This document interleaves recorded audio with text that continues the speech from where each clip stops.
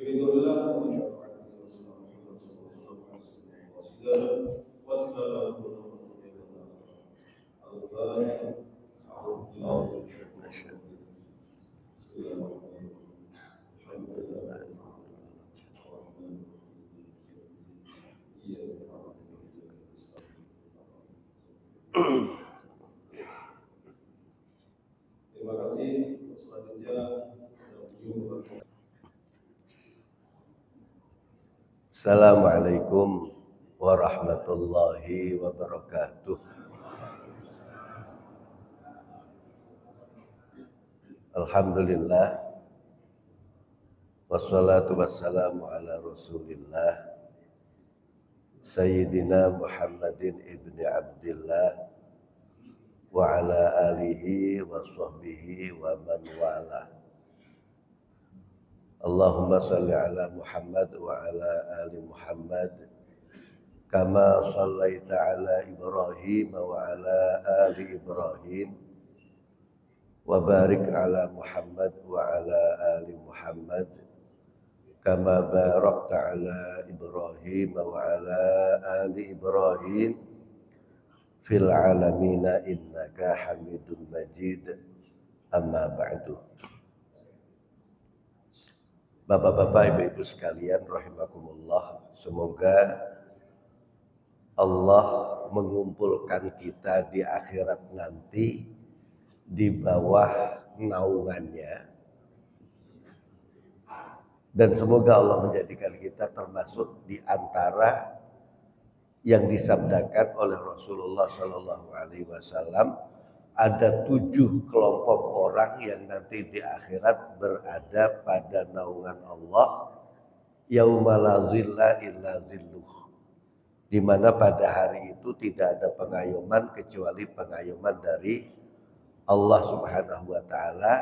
Yang disebut oleh Rasul adalah warajulun qalbuhu mu'allaqun fil masajid, orang-orang yang hatinya senantiasa terkait dengan masjid, bukan tercantel di masjid, tetapi hatinya tercantel, terpaut dengan kegiatan-kegiatan yang ada di dalam masjid. Semoga kita termasuk di antaranya. Amin ya rabbal alamin.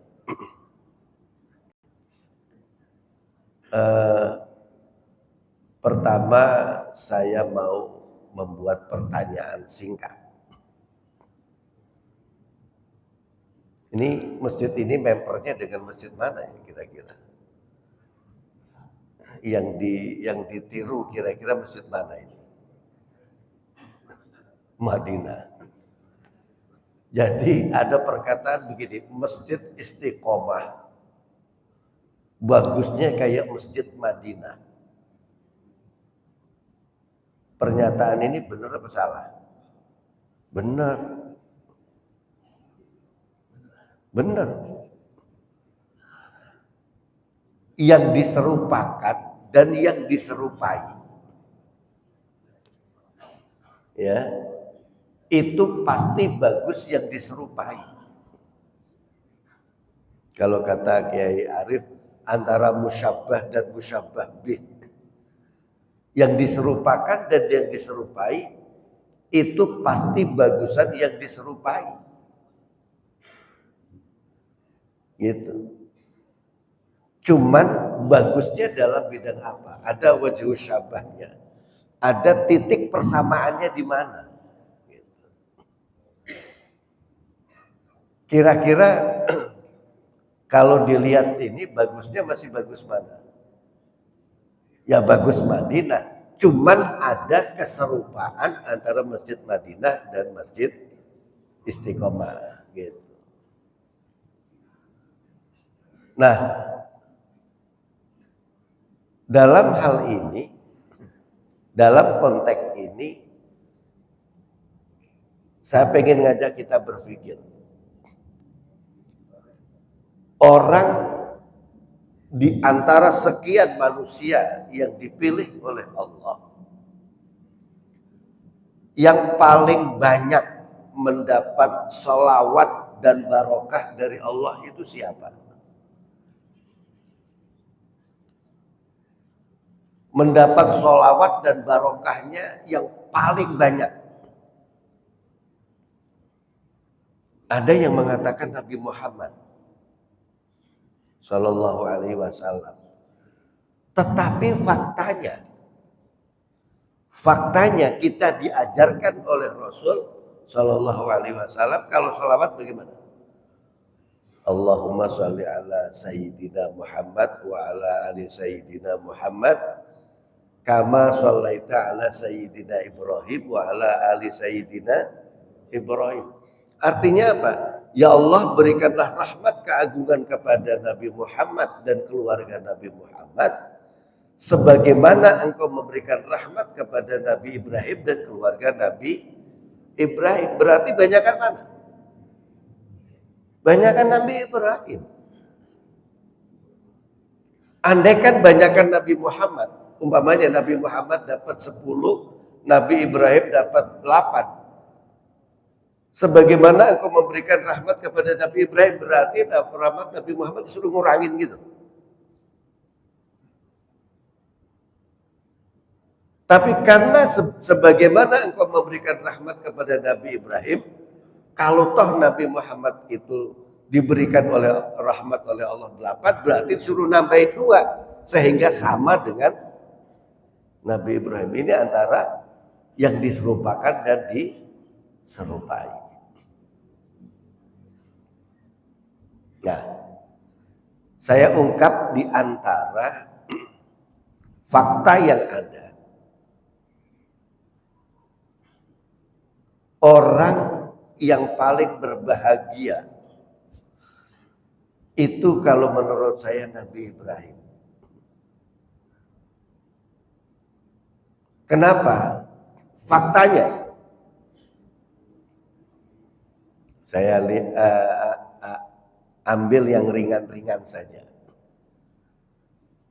Di antara sekian Nabi dan Rasul, Nabi yang jumlahnya 124.000.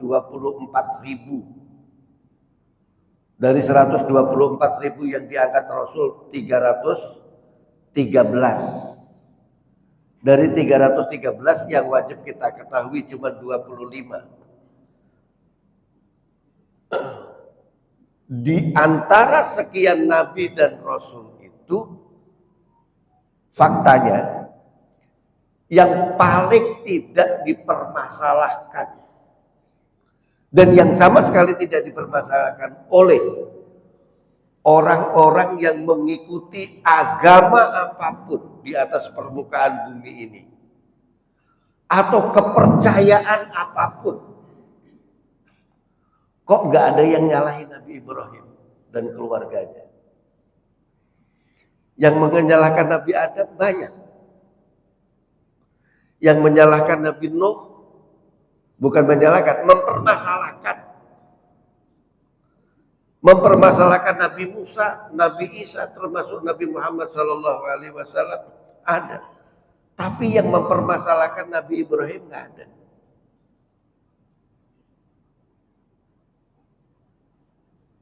Itu kebahagiaan pertama. Yang kedua, Nabi Ibrahim ini dikenang baik oleh orang baik setelah kematiannya. Dikenang baik oleh orang baik. Itu berarti orang baik. Dikenang jelek oleh orang baik, berarti jelek. Dikenang baik oleh orang jelek, berarti dia jelek. Tapi Nabi Ibrahim alaihissalam, Masya Allah, dia dikenal baik oleh orang baik setelah kematiannya.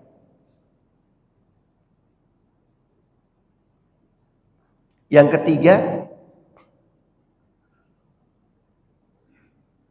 perjalanan keluarga. Perjalanan keluarga, pure perjalanan keluarga pada saat itu. 8.000 tahun kemudian, menjadi syariat bagi umatnya Nabi Muhammad SAW. Padahal waktu itu cuma perjalanan keluarga.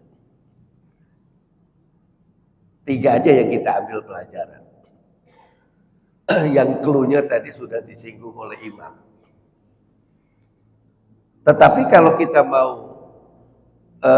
ambil kesimpulan terakhir, seperti yang diberitahu oleh Allah Subhanahu wa taala kepada Nabi Ibrahim itu di dalam surat Al-Baqarah ayat 124. Wa idzibtala Ibrahim rabbuhu bikalimatin fa'atammahun. Qala inni ja'iluka lin-nasi imama. Qala wa min dzurriyyati.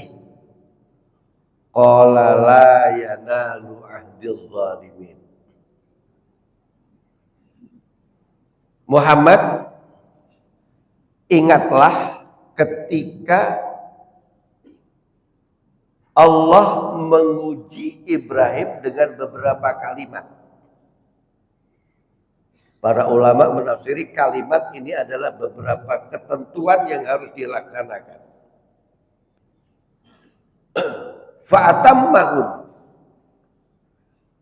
Ibrahim bukan cuma melaksanakan, tetapi menyempurnakan pelaksanaannya. Artinya dia melaksanakan dengan maksimal. Contohnya apa? Ibrahim potong kuku. Allah perintahkan Nabi Ibrahim potong kuku. Jawaban spontan Nabi Ibrahim dengan sempurna adalah langsung giginya kukunya langsung digigit. Kenapa? Dia ingin secara fujaiyah atau secara fauriyah, secara spontan langsung dilaksanakan secepat dia mampu. Kalau kita ya nantilah, ya Allah sampai rumah saya cari gunting kuku. Tapi Nabi Ibrahim enggak, ketika mau diperintah secepat dia mampu dilaksanakan.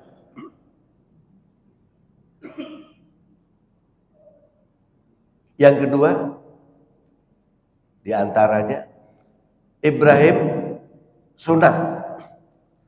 Allah perintahkan kepada Nabi Ibrahim untuk khitan. Apa yang dilakukan oleh Nabi Ibrahim? Secepat dia mampu, secepat dia bisa ambil qodum. Qodum itu kampak, tapi kalau waktu di pesantren bil qodum dengan pacul. Ya waktu ngaji Tajridus Shoreh Mukhtasar Sahih Bukhari itu Kiai mengatakan bil qodum dengan pacul. Tapi pada umumnya bil qodum dengan kampak. Sakit atau tidak? Ya jangan ditanya. Wong anak kita yang udah disuntik dulu pakai obat bius, kemudian itu aja masih nangis. Ini langsung dipotong.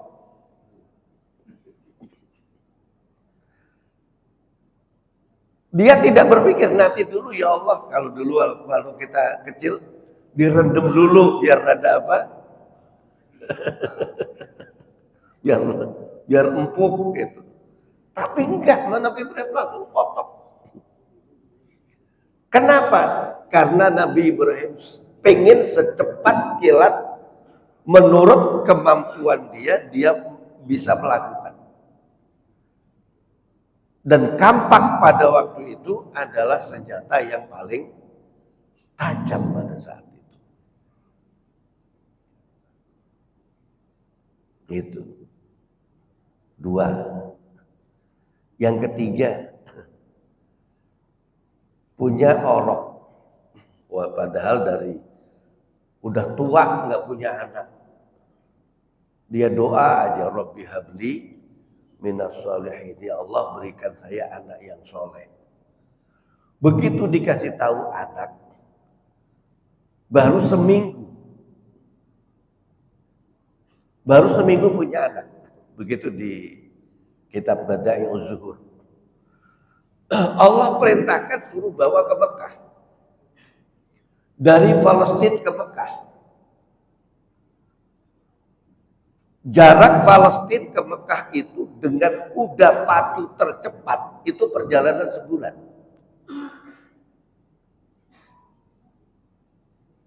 Kalau pulang pergi kan 2 bulan. Ini naik keledai.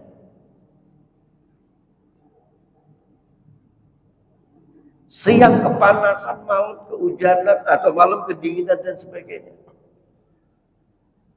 Bapak, ibu, sama bayi. Singkat cerita sudah sampai di Mekah. Sampai di Mekah, hidup di sana. 3 malam di Mekah. Allah perintahkan kepada Nabi Ibrahim untuk berdakwah ke negeri Kan'an, anak dan istrinya disuruh tinggal.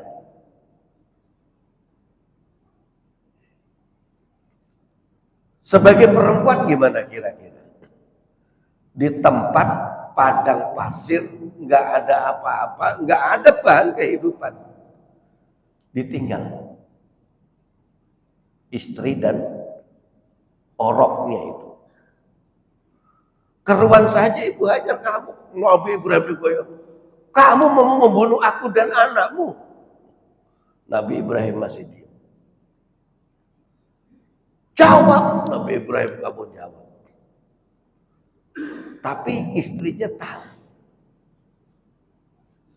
Dia tanya, apakah kepergian kamu ini atas perintah Allah? Naam, iya.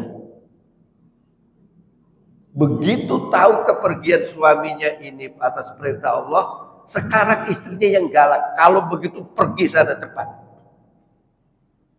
Kalau tadi diprotes, setelah tahu bahwa ini perintah Allah, cepat pergi sana. Nggak usah pikirkan kami. Ketika Allah perintahkan kamu, pasti Allah nanti yang akan ngurus kami di sini. Sekarang Nabi Ibrahim yang menjadi gak tega. Begitu mau pergi naik ke bukit Jabal Abi Qubais, terus doa tadi. Rakaat pertama.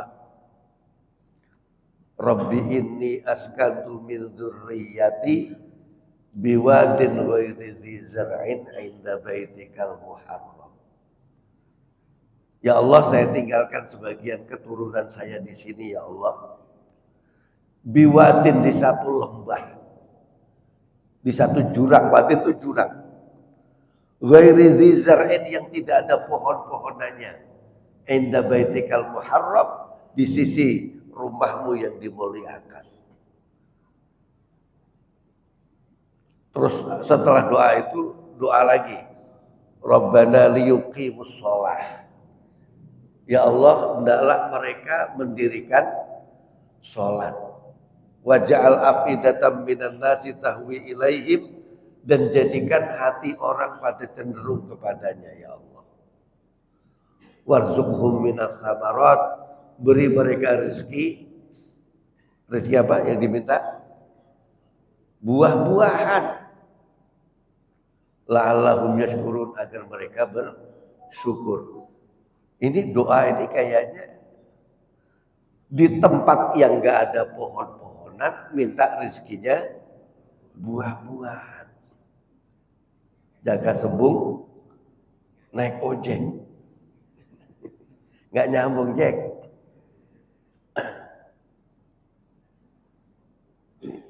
Kemudian Nabi Ibrahim pergi. Begitu Nabi Ibrahim pergi, apa yang terjadi? Kakinya, oroknya itu nojal-nojal keluar air Zam-Zam.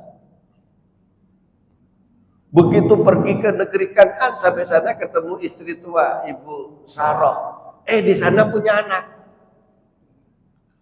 Kata Ibu Sarah, nyesel dulu saya suruh dia kawin lagi. Gitu. Dia nikah Ibu Hajar itu yang suruh Ibu Sarah. Begitu ke sana, dia punya anak lagi Ishak. Udah jadi Nabi Ibrahim di Kan'an sama ibu Sarah sama Ishak, Ismail sama ibunya di Mekah. Dah Zam-zam udah ada di situ kan.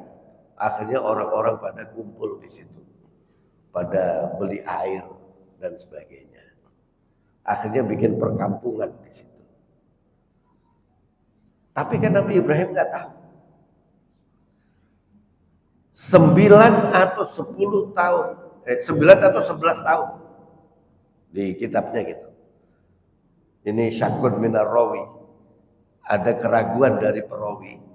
9 atau 11 tahun setelah itu Nabi Ibrahim diperintahkan oleh Allah untuk membangun fondasi Ka'bah yang hancur karena banjir. Gitu. Dalam perjalanan itu di siang hari mereka ketemu di satu tempat. Mereka ketemu di satu tempat. Ya.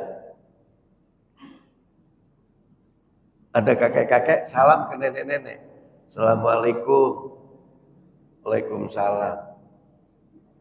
Oh, dia kenal suaminya. Walaupun 11 tahun enggak ketemu. Sama remaja umur 11 tahun.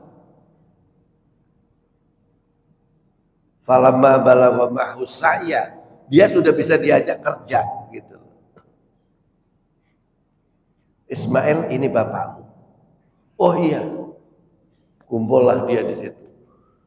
11 tahun gak ketemu, dilihat anaknya ganteng, cerdas gitu ya. Dia begitu hormat kepada bapaknya.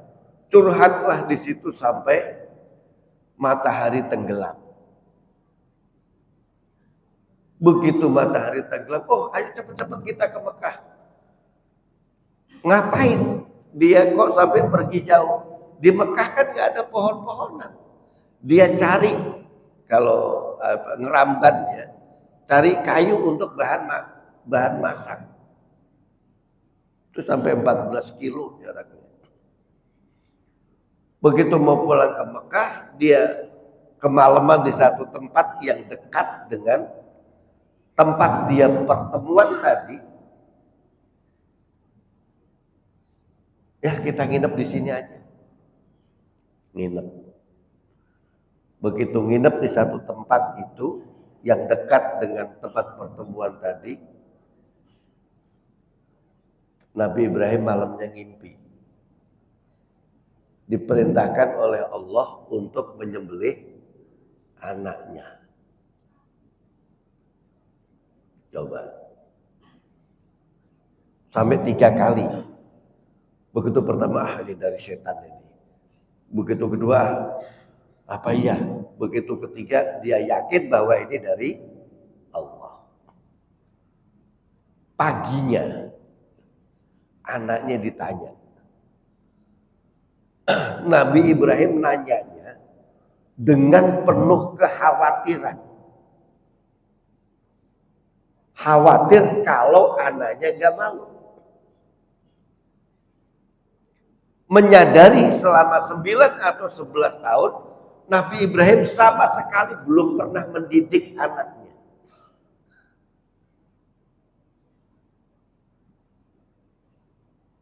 Ditanya, ya bunayya, inni ara fil manami anni azbahuka fanzur madza tara. Wahai anak-anakku sayang, semalam Bapak diperintah oleh Allah melalui mimpi untuk menyembelih kamu. Bagaimana menurut pendapatmu? Anaknya menjawab, ya abadi, wahai Bapakku yang terhormat. Bukan ya abi, tapi ya abadi. Ini panggilan halus dan hormat. If'al ma tu'mar, laksanakan apa yang kau diperintahkan. Satajiduni insyaallah minas sabirin. Insyaallah ayanda menemui Nanda termasuk orang yang sabar. Pelong Nabi Ibrahim hatinya. Kira-kira pelongnya itu alhamdulillahnya kepada Allah, tapi terima kasihnya kepada siapa? Kepada siapa? Istrinya. Yang selama ini mendidik.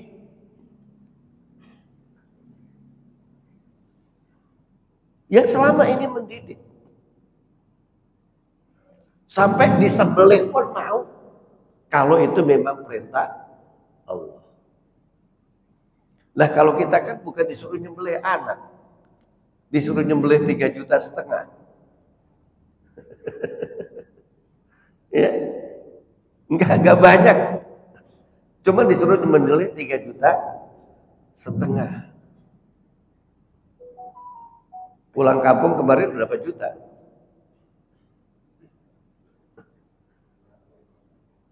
Diada-adain ya.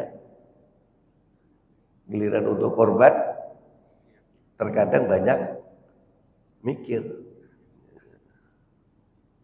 Ntar korban belakangan, ini cerita Ibrahim dulu. Pagi itu dia langsung berangkat ke tempat yang ditentukan oleh Allah. Di tengah perjalanan Nabi Ibrahim sebagai pembawa wahyu. Kalau 3 orang ini kan berarti Nabi Ibrahim sebagai pemimpin. Ditipu oleh setan, dibisiki oleh setan dengan berbagai macam alasan yang masuk akal. Agar tidak menyembelih anaknya. Akhirnya apa? Nabi Ibrahim ngambil batu 7, kemudian dilempar. Bismillahirrahmanirrahim. 7 kali. Gagal menipu generasi pemimpin agar tidak melaksanakan syariat Allah. Hajar yang ditipu.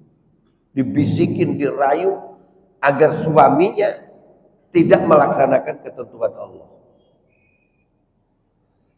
Rupanya Hajar walaupun 11 tahun tidak ketemu, tapi dia yakin dengan misi suaminya, dia percaya. Dan Hajar tidak membuat inovasi jawaban sendiri. Jawabannya terhadap rayuan setan persis yang dilakukan oleh pemimpinnya, yaitu suaminya. Dia ambil batu 7 dilempar. Bismillahirrahmanirrahim. Gagal menipu generasi pendidik agar tidak melaksanakan syariat Allah. Ismail sekarang. Ismail percaya sama pendidiknya dan percaya kepada pemimpinnya. Dia tidak melakukan inovasi membuat jawaban yang kelihatan ilmiah. Enggak. Tetapi dia mengikuti pendidiknya yang taat kepada pemimpinnya. Dia ambil batu 7 dilempar.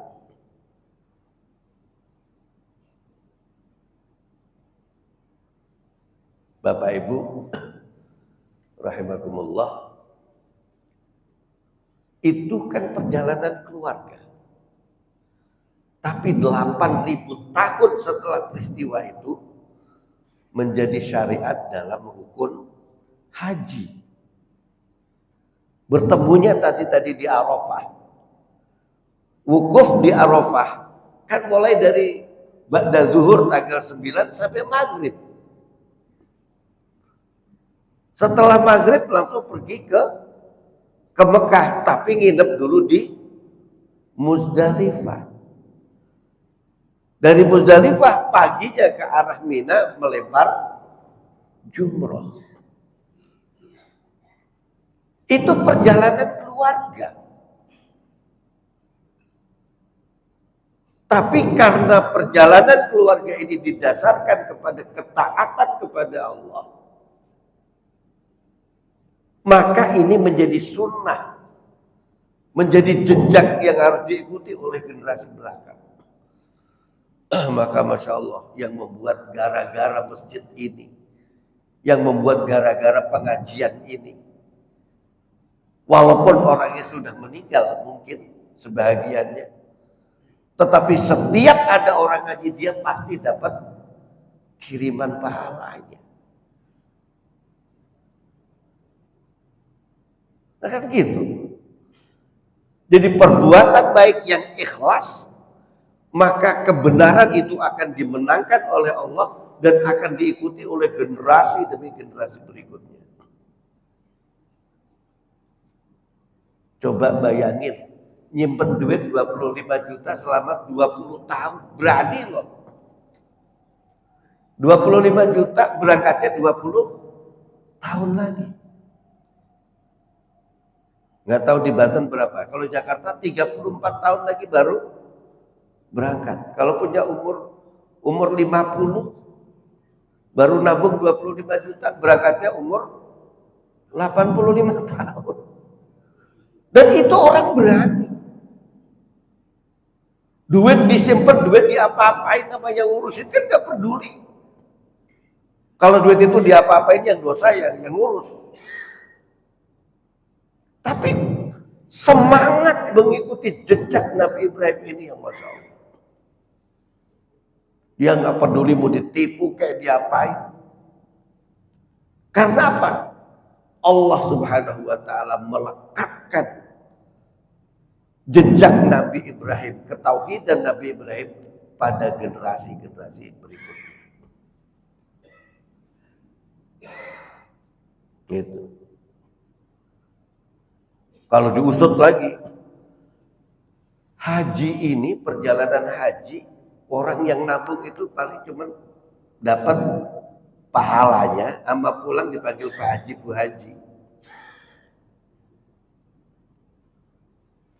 Iya.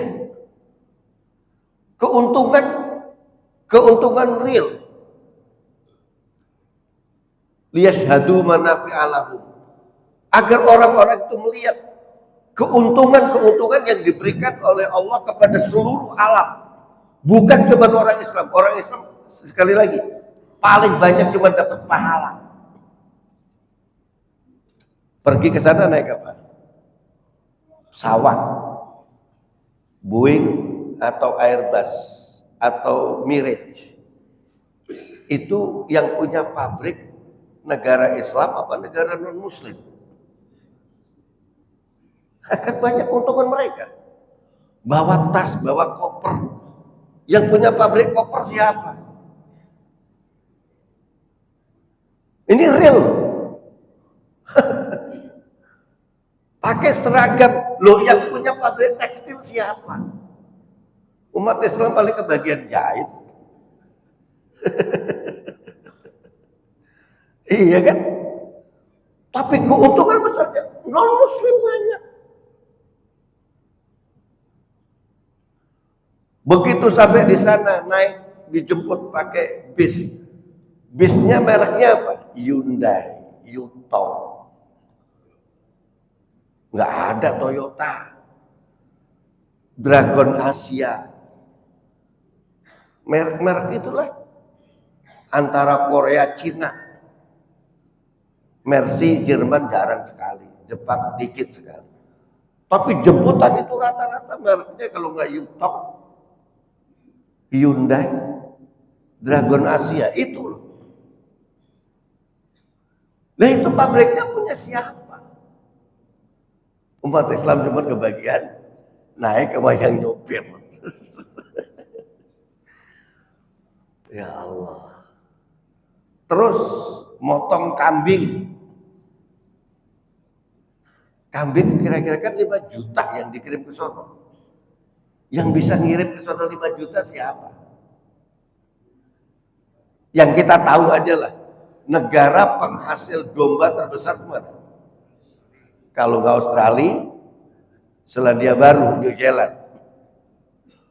Ya kan? Diternak dulu. Begitu diternak, begitu mau satu musim haji, apa? Rambutnya dicukur dulu. rambutnya dicukur, dibikin wol, kambingnya dikirim ke sono. Untungnya double mereka.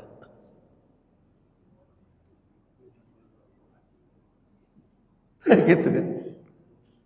Terus ada lagi, ada orang yang menunggu sampai 25 tahun, sabar. Ada orang gak daftar, Pak. Berangkat haji, dibayar. Siapa? Petugas haji. Dia gak daftar, dia gak nabung. Tapi berangkat malah dibayar. Yang bayar kadang-kadang diomel-omelin. Gimana sih ibu ini katanya. Begitu aja nggak tahu, ini nggak tahu, udah disuruh kumpul di sini. Lu dibayar ngomel lagi.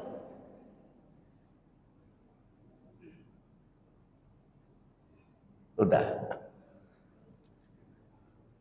Itu ini udah mau bel nih. Itu singkat cerita ya, cuman kisah-kisah sebagian. Karena Nabi Ibrahim begitu sigap dalam melaksanakan ketentuan Allah Subhanahu wa taala, Allah dikatakan qala. Atas dasar itu semuanya Muhammad, inni ja'iluka linnasi imama. Ibrahim, aku jadikan kamu pemimpin bagi seluruh manusia.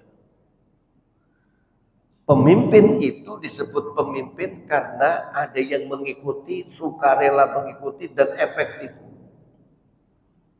Itu baru pemimpin yang efektif. Sampai sekarang orang masih pada ngikutin kok. Nabi Ibrahim tanya, qala, usul, wa min dzurriyyati. Ya Allah, apakah kepemimpinan yang efektif ini berlaku juga bagi orang-orang setelah aku dari keturunanku? Qala, Allah menjawab, la yanalu ahdil zalimin. Janjiku ini, perjanjianku ini tidak akan didapati oleh orang-orang yang zalim. Artinya, kalau ada orang yang zalim, dia tidak taat kepada Allah, memperoleh kepemimpinan, pasti akan membuat masalah dan tidak efektif di kemudian hari. Ya, dari sini maka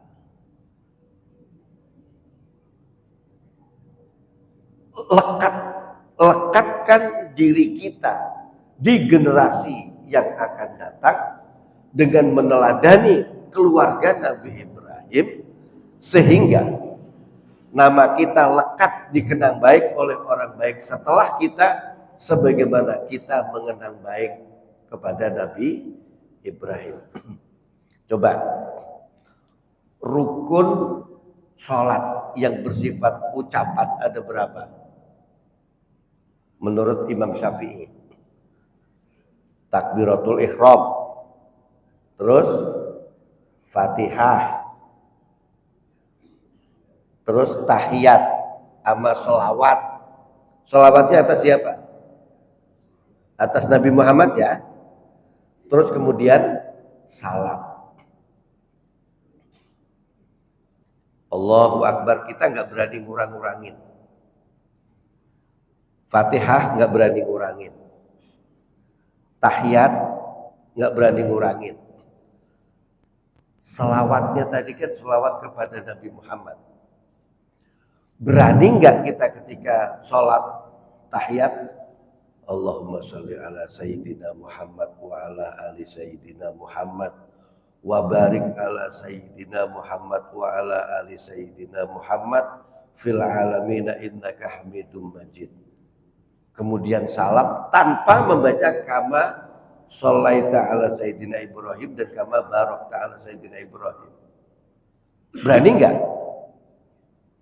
Kalau doanya begitu, enggak usah kama barakta dan kama sholaita ala Ibrahim, enggak usah dibaca. Ada ganjel pada jiwa kita, pada diri kita. Padahal sah kok. Syarat sahnya salawat kepada Nabi Muhammad kok, bukan kepada Nabi Ibrahim. Tapi tanpa menyertakan Nabi Ibrahim, sholat kita merasa ganjel. Kalau kita jajal begitu mungkin seminggu gak bisa tidur kita. Kepikiran, kenapa gak baca kama sholeta ala Ibrahim dan kama barakna ala Ibrahim.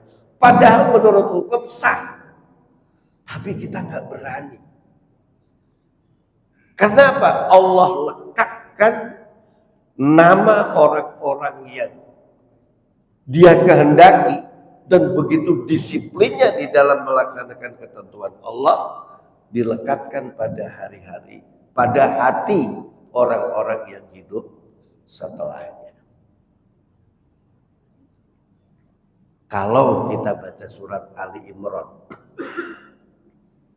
Allah membuat seleksi. Innallaha astafa Adama wa Nuhan wa ala Ibrahim wa ala Imrana alal alamin. Innallaha astafa, sesungguhnya Allah memilih. Istofa itu menyaring. Ya, sofa kan artinya membersihkan, menjernihkan. Kayak ngambil apa? Emas. Emas itu yang dikerukan gitu kan. Kan gitu kan? Sama apa? Pasir-pasirnya diayak, yang gede-gede dibuangin. Sampai sedikit yang dipilih apa? Emas. Emas itu cuma sedikit kan? Secara personal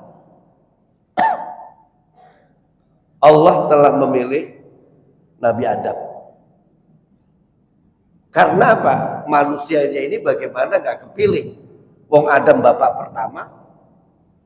Umpamanya kita lakukan, siapa orang yang paling hebat di masjid ini? Pasti yang wakaf. Yang wakaf. Atau pengurus pertama dulu yang paling berjasa. Padahal dulu masjidnya gak begini ya. Tapi nama dia dikenang terus. Dan Nabi Adam. Yang kedua Nabi Nuh. Kenapa Nabi Nuh? Nabi Nuh itu kan Rasul pertama.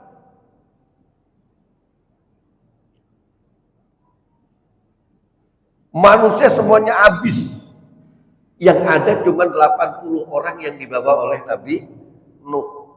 Dari itulah bibit manusia. Bagaimanapun Nabi Nuh terpilih. Secara personal. Kenapa? Sebab istrinya Nabi Nuh kafir, anaknya ada yang kafir. Maka Nabi Nuh terpilih secara personalnya. Baru wa'ala Ibrahim. Bukan Ibrahim, tapi wa'ala Ibrahim dan keluarga Ibrahim. Kenapa Ibrahim yang dipilih kok keluarga? Sebab dua istrinya solehah, dua anaknya juga soleh. Bentar lagi ya.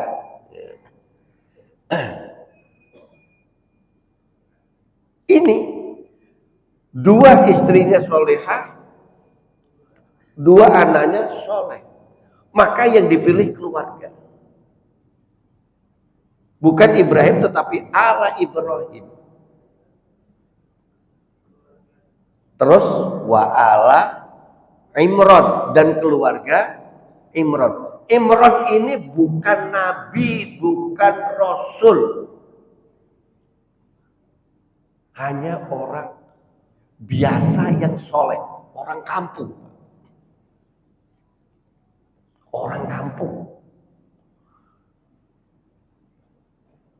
Idh qalat imra'atu Imran rabbi inni nadartu laka ma fi batni muharraran fataqabbal minni. Ini tentang Imran. Istri Imran juga orang biasa, orang kampung. Ingatlah ketika istri Imran bilang kepada Allah, ya Allah, saya nadar anak yang di dalam perut saya ini akan saya jadikan muharrar. Riwayat mengatakan yang namanya muharrar di situ adalah marbot masjid, tapi Masjidil Aqsa. Karena orang kampung, ada nggak orang kampung cita-citanya adanya jadi presiden? Nggak ada, apalagi orang kuno dulu. Yang penting udah, yang penting bisa ngaji, bisa sekolah, bisa kalau mati bisa doain, kan sederhana gitu kan. Jadi ibu istrinya Imran pikirannya sederhana, nggak punya cita-cita apa, muharrar menjadi Pak marbot masjid. Ada nggak sekarang yang cita-citanya pengen jadi marbot masjid?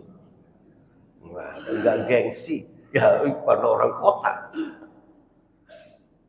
Udah karena udah ada peringatan. Dah. Jadi belajar dari keluarga Nabi Ibrahim, kita berikhtiar. Kita, istri kita, anak kita, cucu kita syukur-syukur menjadi orang yang taat kepada Allah dengan ketaatan yang maksimal. Semaksimal kita mampu. Semaksimal kita mampu. Semoga Allah meridhai kita, Allah merahmati kita dan mewujudkan ikhtiar kita ini. Al-Fatihah. A'udzubillahi minasyaitonirrajim. Bismillahirrahmanirrahim. Alhamdulillahirabbil alamin arrahmanir rahim maliki yaumiddin. Iyyaka na'budu wa iyyaka nasta'in ihdinas siratal mustaqim.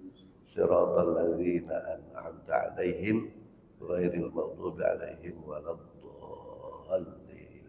Amin. Cukup doa.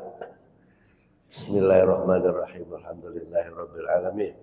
Allahumma shalli wa sallim ala abdika wa rasulika sayyidina Muhammadin wa ala alihi wa sahbihi ajma'in. Allahumma shalli ala sayyidina Muhammad wa ala ali sayyidina Muhammad kama shallaita ala sayyidina Ibrahim wa ala ali sayyidina Ibrahim wa barik ala sayyidina Muhammad wa ala ali sayyidina Muhammad kama barakta ala sayyidina Ibrahim wa ala ali sayyidina Ibrahim fil alamin innaka Hamidum Majid. Rabbana zalamna anfusana wa illam taghfir lana wa tarhamna lanakunanna minal khasirin. Rabbana ighfir lana wa liwalidina warhamhum kama rabbawna shighara wa li jami'il mu'minina wal mu'minat wal muslimina wal muslimat al ahya'i minhum wal amwat innaka sami'un qaribun mujibud da'wat. Allahumma ja'alna muqimis shalah wa min dzurriyyatina Rabbana wa taqabbal du'a. Rabbana 'alaika tawakkalna wa ilaika anabna wa ilaikal masir. Rabbana hab lana min azwajina wa dzurriyyatina qurrata a'yun waj'alna lil muttaqina imama. Ya Allah, anugerahkanlah kepada kami pasangan hidup kami, teman kerja kami, partner kerja kami, teman seperjuangan kami, anak keturunan kami, generasi di bawah kami, murid-murid kami, dan orang-orang yang menjadi tanggungan kami. Jadikan mereka semuanya ya Allah sebagai pelipur lara, penyejuk hati bagi kami. Ketika kami melihat wajah mereka, batin kami menjadi tenang. Ketika kami melihat akhlak mereka, batin kami menjadi bahagia.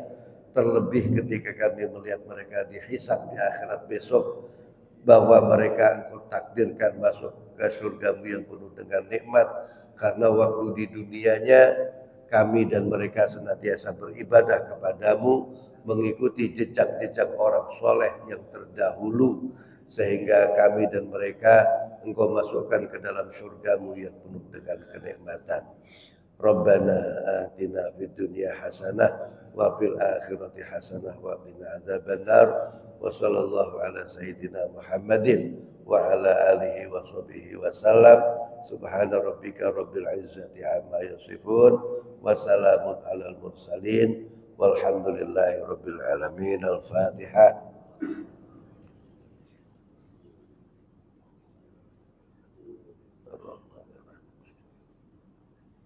iyyaka na'budu wa iyyaka nasta'in ihdinas siratal mustaqim siratal ladzina an'amta 'alaihim ghairil maghdubi 'alaihim waladdallin. Demikian billahi taufik wal hidayah. Assalamualaikum warahmatullahi wabarakatuh. Ya Allah. Ya Allah. Ya.